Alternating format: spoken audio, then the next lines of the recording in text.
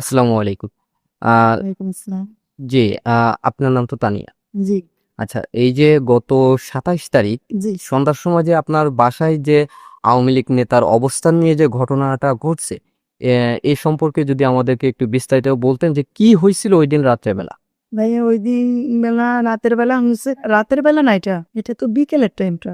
যেমন ওদেরকে দাওয়াত করছে আমার হাজবেন্ড, ওর শালা আসছে ইন্ডিয়া থেকে, ওর শালারে দিয়ে আমার হাজবেন্ড ডাক্তার দেখান, ওই ইয়ে থাকে। তো ওর ওয়াইফ রে নিয়ে ওর শালা আর ওর ছেলে আর ও নিয়ে আমাদের বাসায় দুপুরে খাওয়া দাওয়া করছে। খাওয়া দাওয়া করার পরে আমরা সোফায় বসে রেস্ট করতেছি। আর কিছুক্ষণ পর আমি আবার আমার বান্ধবীর বাসায় যাব। আমি রেডি হয়ে গেছি যে আমার বান্ধবীর বাসায় ডাকতেছে বারবার, ওরা রেডি হওয়ার পরে আমি ওদেরকে বললাম কি তোমরা থাকো বাসায়, তোমাদের তো বেরোইতে লেট হবে, আমি যাই। এখন ওই আমার ফুফাতো ভাই, ছোট ভাই। এখন সুমো কোন দল করে না করে, কি করে না করে, সেটা তো আমার দেখার বিষয় না। আজকে শোনে এখন সে আওয়ামী লীগও করতে পারে, বিএনপিও করতে পারে, করতেই পারে ভাই একটা গল। এখন ওরে ধরতে ওরা আসছে, কলিং বেল দিয়েছে। আমি স্বেচ্ছাই কলিং বেল দেওয়ার পরে দরজা খুলে দেওয়ার পরই ওদের সাথে আমার তর্কে বিতর্কে জড়াই যাই।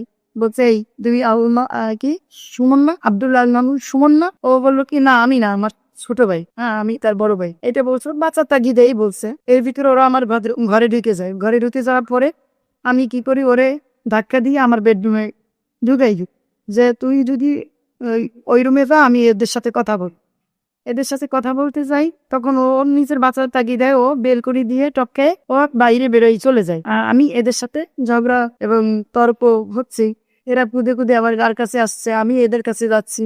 মোটামুটি একটা দিচ্ছির একটা পরিবেশ হয়ে গেছে। তখন আমার বললো কি যে ওরে বের করে দিতে। আমি বললাম কি ভাই ওদেরকে আমি কিভাবে বের করে দেবো বল, ও তো চলে গেছে। এখন যদিও ছাত্রলীগ করে থাকে, তোরা প্রশাসন নিয়ে আয়, থানার থেকে পুলিশ নিয়ে আয়, পুলিশের হাতে আমি তুলি। তোরা কারা, তোকে তো আমি চিনলাম না ভাই। ওরা বললো কি আমরা এনসিডি থেকে আসছি। এই এক কথা দুই কথা, গ্যাঞ্জাম অনেক। পরে আমি যখন থানায় ফোন দিই, ইতিমধ্যে পুলিশও এসে পড়ে। তারপর ডিবির কসিকেও ফোন দেওয়া হয়েছে, সেও লোক পাঠাইছে।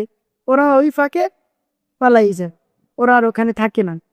তারপরে এসে ঘটনায় স্থানীয় লোকজন শুনলো যে এই পরিস্থিতি। তারপর ওরা আমাকে নিয়ে বাজে বাজে মন্তব্য করতেছে, বলতেছে ভাই যেটা মন্তব্য করতেছে এটার ধারে সীমানায় আনি নাই। আমার সুমনের সাথে আপনার সাথে সম্পর্কটা কি? মামাতো ফুফাতো ভাই, বোন আমরা, ও আমার ছোট ভাই। এখানে কোনো নোংরামি নাই, কেন ওর উপস্থিত, ওর ওয়াইফ আছে, ওর ফ্যামিলিগত সম্পর্ক। ওর ফ্যামিলি সবাই আসে আমার বাসায়, আমি যাই ওর ফ্যামিলিতে। কারণ এখানে মামাতো ফুফাতো ভাই বোনের সম্পর্কে কখনোই নোংরামি আসে না। আপনারাই বলেন যে ভাই বোন তো ভাই বোন, ভাই বোনের সম্পর্কে কোনো নোংরামি আসে? আসে না। এখন যারা আমার ভাইরা ছাড়ছে, এই ভাইদেরকে বলবো যে ভাই সত্যিটাকেই তুলে ধরেন। আপনারা একটা ছাত্রলীগের নেতাকে ধরতে গেছেন, সেখানে আপনারা পাননি, চলে আসছে। এর জন্য আমাকে নিয়ে নোংরামি করেন না ভাই, সবার ঘরে মা বোন আছে। অবশ্যই আপনারা আপনাদের বিবেক খরচ করে আপনারা লেখেন, পোস্ট করেন। তবে আমাকে এভাবে দোষী করেন না ভাই, আল্লাহ একজন আছে কিন্তু, থেকে আমি তো বোন হই ওর।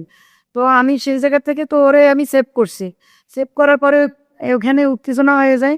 উত্তেজনা হয়ে যাওয়ার পরে এলাকার লোকজন আসে, জড়ো হয়ে যায়। তারপরে সাংবাদিক ভাইয়েরা আসে এবং প্রশাসন আসে। আইসা স্থানীয়ভাবে সবাই বসে ওটা মীমাংসা হয়ে যায়। তো আমি সাংবাদিক ভাইয়াদের কাছে অনুরোধ করবো ভাইয়া, এইটা নিয়ে আর বাড়াবাড়ি করেন না, এই বিষয়টা এই পর্যন্ত থাকুক ভাইয়া।